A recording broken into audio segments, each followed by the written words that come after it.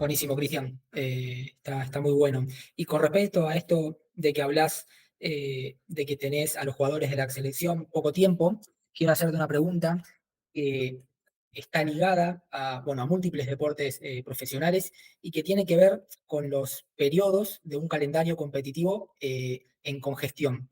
Es decir, ¿cómo manejas la carga y la recuperación cuando se enfrentan los jugadores a un calendario congestionado de múltiples competencias? Adaptación o muerte. Adaptación o muerte, planteaba el gran Charles Darwin, ¿no? Eh, ya sea en una selección o en un equipo convencional, llamémoslo de una manera, la necesidad y la imperiosa necesidad de la adaptación es importante, porque más allá de que uno puede planificar y puede prever muchas cosas, siempre pasan cosas que uno no tenía controlado, o ocurren sorpresas, o se pierde un avión, o un jugador por diferentes motivos no llegó el día y a la hora que todos esperábamos, o vamos a entrenar 2 días antes de un partido importante y hay humedad en la cancha y no se puede entrenar y se hace trabajo sin oposición o lo que sea. Entonces, eso es una, y vuelvo a lo mismo, hacer valer los principios de entrenamiento del aumento progresivo de la carga. O sea, si un jugador vino a jugar la Copa del Rey en España, de promediar 30 minutos o más, y viene arrastrando 55 partidos en 6 meses, y por ahí, y también tiene que volar 14, 15 horas y llega a la cancha y al entrenamiento, y quizás debería ser algo distinto al joven de 19, 20 años que juega 30 partidos, que promedia 22 minutos. Entonces, ahí está nuestro arte, ¿no? De poder ser capaz de detectar eso y llegarle al jugador y también saber comunicar al staff todo esto. Buenísimo, Cristian. Bien, y con respecto a la recolección de información que has nombrado en varias ocasiones y a las cantidad de datos que podés obtener de las diferentes herramientas que utilizás a diario, ¿qué plataformas utilizás para analizar los datos de las métricas del rendimiento físico de los atletas? ¿Y qué importancia le da a este campo del análisis de datos? Mira, le doy la importancia justa y necesaria, como hablamos anteriormente, siempre y cuando, como hablamos anteriormente, me permitan tomar decisiones y me resulte útil. Recolectar datos, o sea, invadir al jugador, por el solo hecho de acumular números en una grilla o en una planilla, no lo he hecho, lo hice, pero por eso te digo que no lo hago más.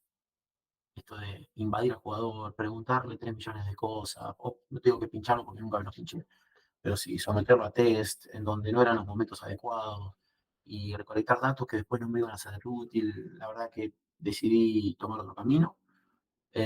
Como plataforma que utilizo, Excel. No utilizo otra cosa que eso para poder guardar mis números y sacar mis conclusiones. Pero te voy a repetir, Lucas, y que soy totalmente sincero. Soy súper básico en lo que es el procesamiento de los datos, en donde sí cada vez le estoy dedicando más tiempo y también me estoy preocupando, es en cómo puedo mostrar y comunicar mis datos. ¿Cómo puedo obtener el mayor impacto posible con los datos que recolecté?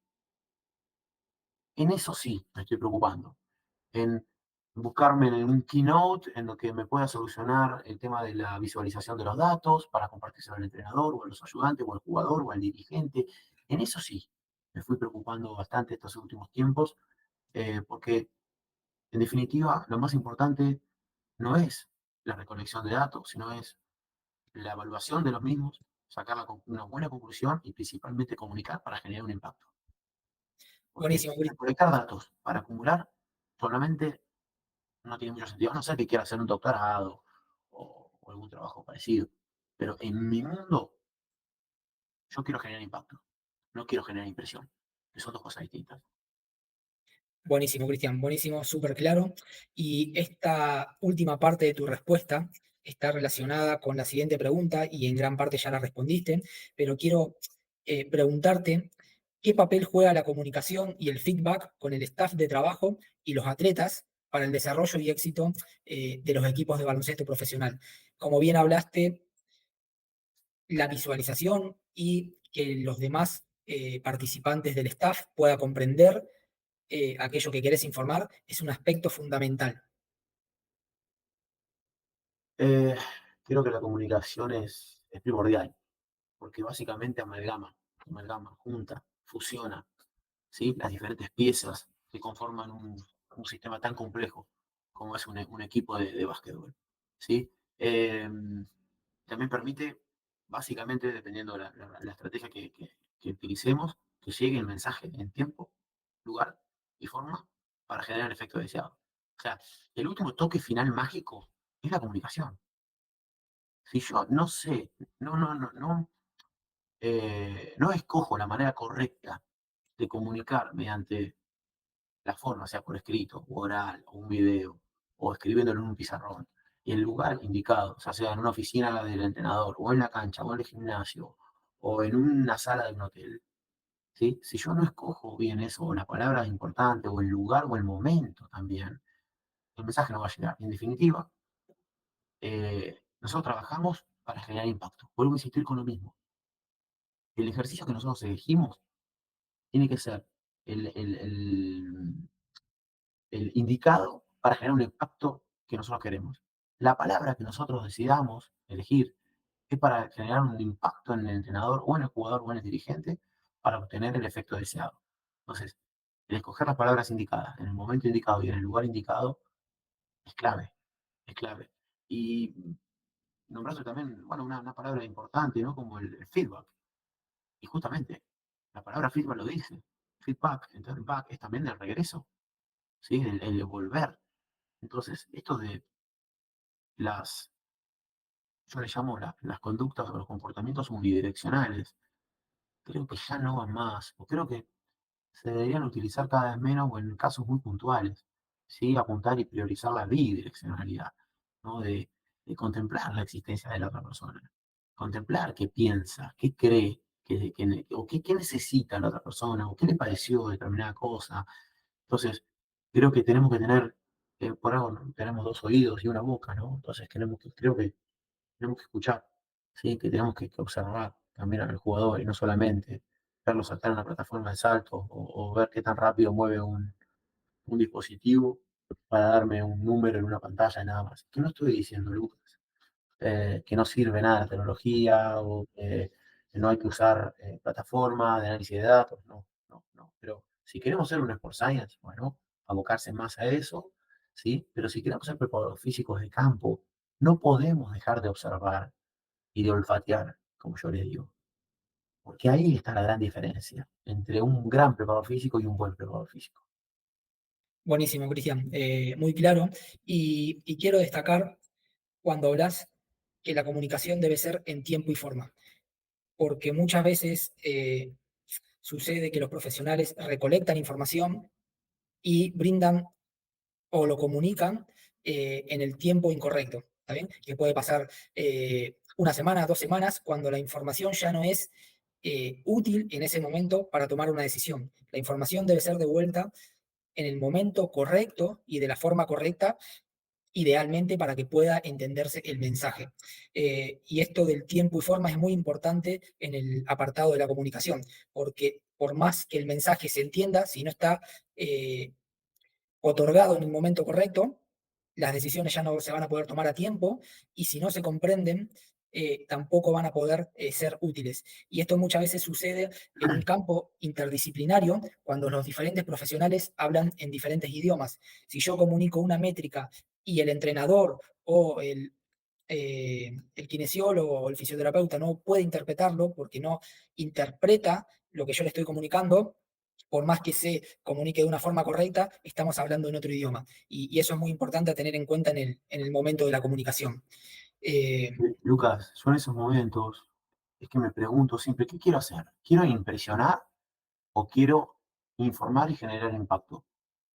Porque si nosotros queremos impresionar, podemos hablar durante mucho tiempo de tecnicismo y de palabras complejas. Entonces, si yo quiero impresionar a las personas de mi alrededor, empezamos a leer el manual y podemos eh, hablar largo y tendido, pero no me interesa, no me interesa porque en esto también prevalece la empatía. Yo me pregunto, si yo fuera entrenador, ¿qué me gustaría escuchar del preparador físico?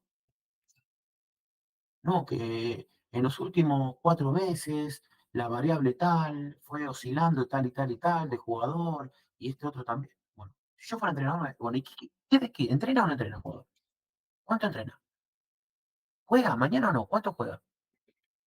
¿O cuánto le falta para recuperarse? ¿Está para el partido que viene el domingo o para el miércoles que viene?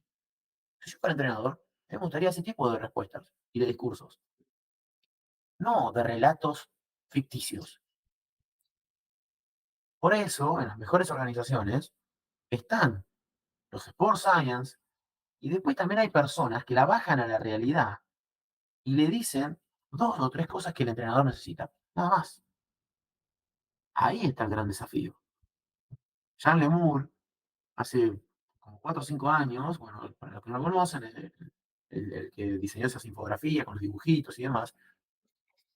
Me acuerdo, para la pandemia, creo que fue en el 2020-2021, diseñó un muñequito que era el preparador físico actual, ¿sí? De un lado, de un brazo, una parte de una cadena, y del otro lado, otra parte de otro escalafón de la misma cadena, y nosotros en el medio, ¿no? Por un lado, el ámbito académico, y por otro lado, el ámbito deportivo, no, la trinchera, como le decimos todos nosotros, ¿no?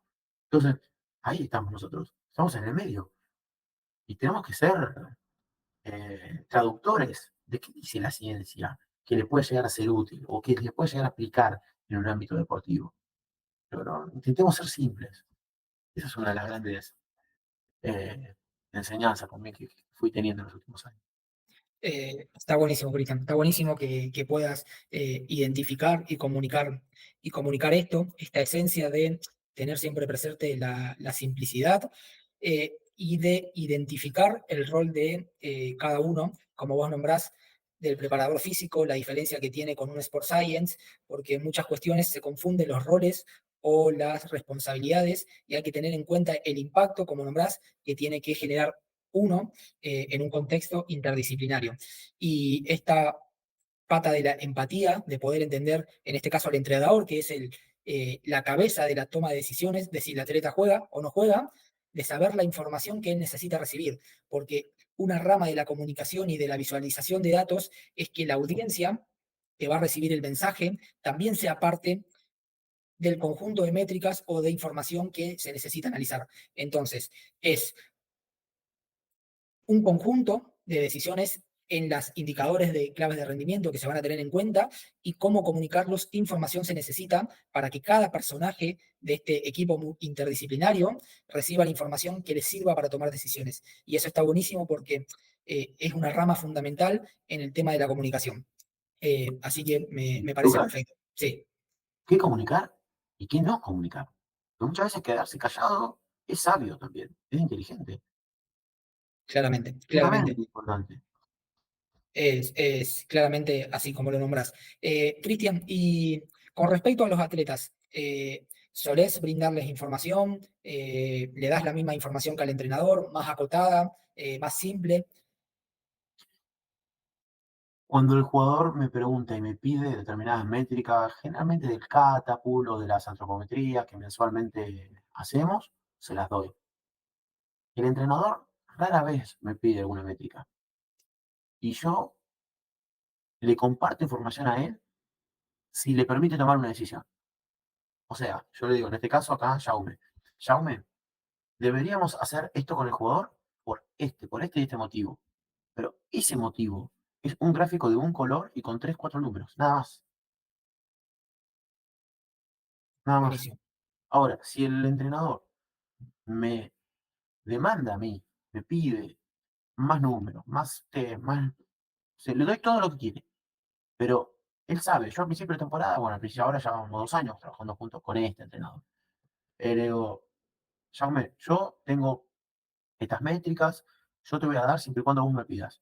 Yo solamente te voy a dar números o un gráfico para respaldar una decisión, nada más. buenísimo, buenísimo, Cristian. Pero la Eh, empatía, Lucas, empatía, sí, porque uno piensa solamente en su ombligo. creo que es uno de los males, uno de los grandes males del mundo, el egocentrismo y el egoísmo. Porque nunca pienso yo que el entrenador también hay uno, dos, tres ayudantes que le dan información. El manager deportivo le da información. El dirigente le da información, más la que él recolecte que él tiene que procesar. Entonces, es ponerse en lugar del otro. Y el jugador, ¿a cuántos jugadores realmente le interesa la altura cansada en una baracón o los metros por segundo que levantamos la barra en un clean? A pocos. A lo que les interesa, tomen, muchachos, tomen a esto, mira esto que pasó esta semana, mira esto que pasó hace 15 días, un mes, 6 meses o 2 años. A lo que no le interesa es, ¿está mejor? ¿Está peor? O tenemos que mejorar en esto, esto y esto. Y lenguaje semivulgar, le digo yo, con la menor cantidad de tecnicismo posible. Porque te vuelvo a Buenísimo. repetir lo mismo. ¿Qué Sí, quiero? ¿Impresionar o generar un impacto positivo? ¿No? muy, muy claro, Cristian, muy, muy claro. Generalmente esto, como vos decís, tener un vocabulario vulgar o sencillo para poder comunicar a los diferentes integrantes de un equipo, ya sean los atletas o los entrenadores, identificar qué es lo que necesitan. Bien, Cristian, y para finalizar la entrevista, quiero hacerte una última pregunta. ¿Y qué habilidades considerás primordiales para que un profesional, en este caso en la preparación física, pueda trabajar en baloncesto profesional? Muchas, muchas lucas. Yo creo que ese profesional debe saber que su área no es la única, ni tampoco la más importante, simplemente somos una pieza del puzzle, del rompecabezas, que debe trabajar al servicio del equipo y del entrenador, y no al revés. Eh, Atender las necesidades mediante su criterio, mediante la ciencia y todas sus habilidades.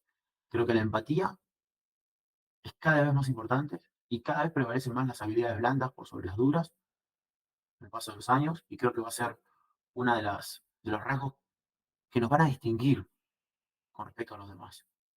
Creo que entre dos preparadores físicos que sepan mucho, que sepan 10 de preparación física en básquetbol, ¿sí? Van a elegirnos en los próximos años por la llegada de los jugadores, por la capacidad de comunicar, por qué tan bien trabajan en equipo, por qué tan buenas personas son. Ahí van a estar las mayores diferencias. Creo que ahí va a radicar en las habilidades blandas. Cuanto más evolucionemos y desarrollemos ese tipo de habilidades, mejor preparadores fijos vamos a ser. Sin descuidar nuestra gran ciencia, ¿eh? Porque tenemos muchísimas cosas que evolucionar todavía, porque necesitamos una ciencia propia de los deportes de conjunto. Ha habido unos grandísimos avances en los últimos 10, 20 años, pero necesitamos muchísimas cosas más. Necesitamos tener un objeto de estudio propio, necesitamos un método propio, necesitamos metodologías propias, ¿sí? Ir separándonos de a poco de los deportes individuales, como ya por suerte lo fuimos haciendo en estos últimos años, pero vuelvo a repetir lo mismo. Eh, Desarrollo de habilidades blandas, criterio, y es una vocación de servicio la nuestra. Buenísimo, Cristian. Muy, muy rica toda la información, muy significante todos tus conocimientos que pudiste compartir. Eh, es una gran parte de la que estás haciendo en poder comunicar tu experiencia, en poder comunicar tus conocimientos, en poder saber el contexto en el que te encontraste para que fortalezca tu aprendizaje y qué conclusiones vas sacando día tras día para que pueda ayudarles a otros profesionales a no tropezar o ser más eficientes, como has nombrado, en su labor del día a día. Te agradezco mucho tu predisposición, tu voluntad de poder participar en esta sección de entrevistas olímpicas. Y te repito nuevamente, muy valiosa toda la información y conocimiento que compartiste y quiero agradecerte por ser parte de esto. Yo soy agradecido, Lucas. Gracias por pensar en mí, por generar este espacio, que hoy soy yo, dentro de 1 o 2 días será otro, pero lo importante es que es compartir las experiencias, los momentos vividos, lo que uno fue transitando, y también, ¿por qué no?, otra forma de ver la realidad, nuestra realidad, que es el básquetbol, la preparación física, ¿sí? Así que ya muchísimas gracias a vos por generar este espacio.